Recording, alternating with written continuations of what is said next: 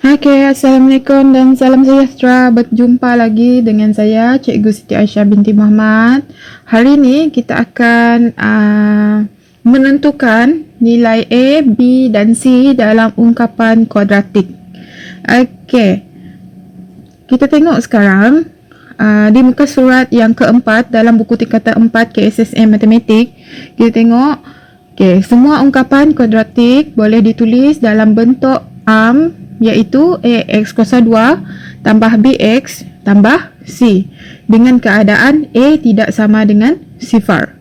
A boleh jadi nombor negatif ataupun nombor positif.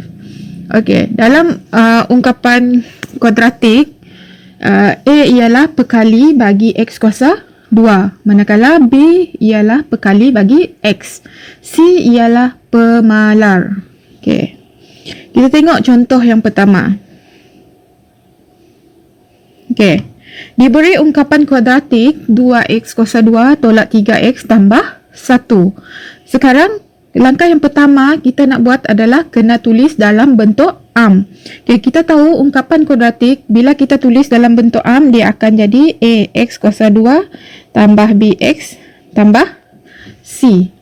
Okey, untuk mencari nilai A, B dan C, apa yang kita kena buat adalah kita hanya bandingkan sahaja. Okey, A adalah pekali bagi X kuasa 2, manakala B adalah pekali bagi X dan C adalah pemalar. Okey, kita buat comparison. Okey, kita tengok soalan A ini. Apa nombor yang mempunyai pekali X kuasa 2? Okey, kita tengok. A dengan 2. Maksudnya A sama dengan 2. Kita tengok pekali untuk X pula. Pekali untuk X dalam bentuk adalah B. Tapi dalam soalan ini, pekali untuk X adalah negatif 3. Jadi B sama dengan negatif 3. Manakala pemalar kita adalah C. Kita tengok dalam soalan kita adalah 1. Jadi C sama dengan 1. Okey, kita tengok contoh yang seterusnya. Okey, kita tengok. Apa pemalar bagi X kuasa 2? Kita tengok sekarang yang dia bagi ini adalah X kuasa 2. Maksudnya, nombor yang berada di hadapan ini adalah nilai A. Okey. Pelajar boleh tulis A sama dengan 2. B, ada tak pekali untuk X?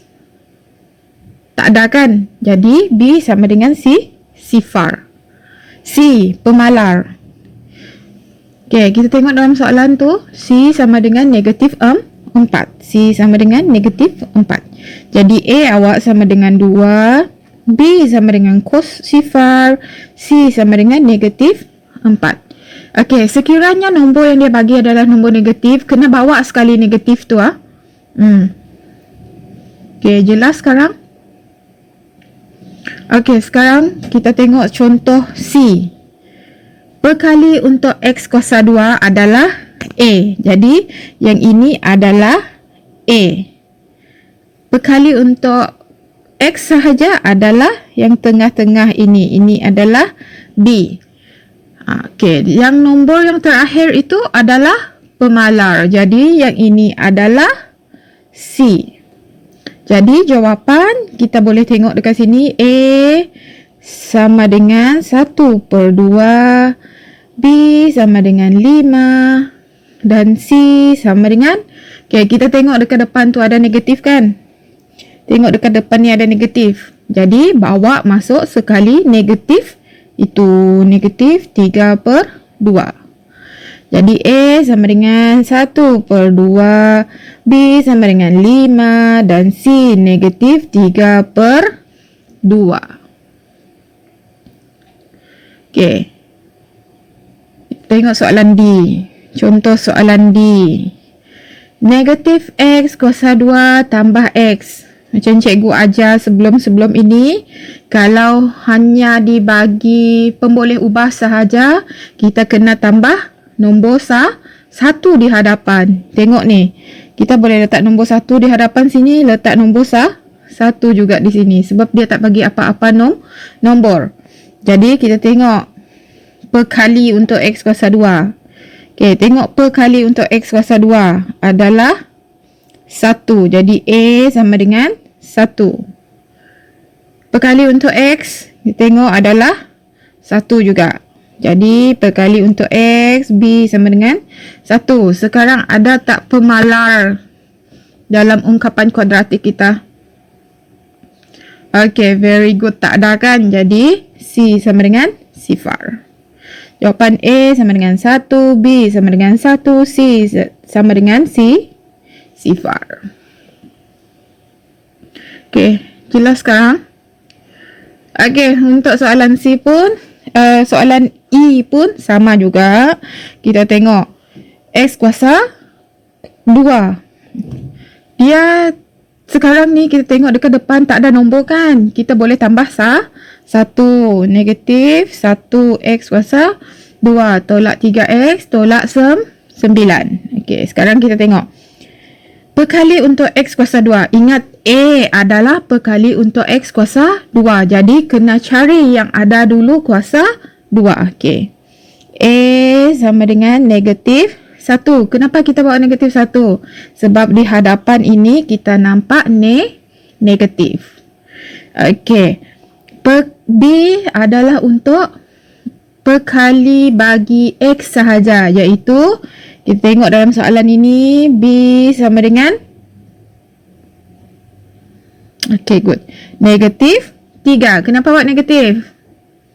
Sebab dalam soalan kita ada nampak negatif. Okay, C, pemalar.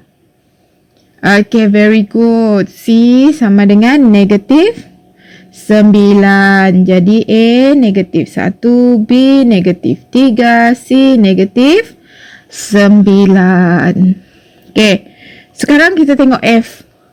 1/2 X kuasa 2. Okay. Sekarang kita tengok yang terlibat adalah perkali untuk X kuasa 2 sahaja. Okay.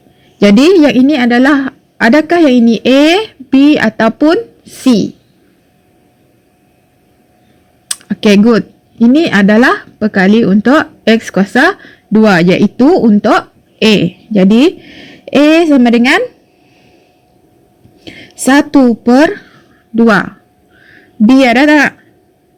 Tak ada. Jadi, letak sifar. C ada tak?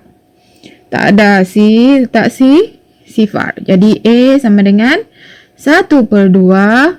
B sifar, C sifar. Okay. Boleh faham? Okey.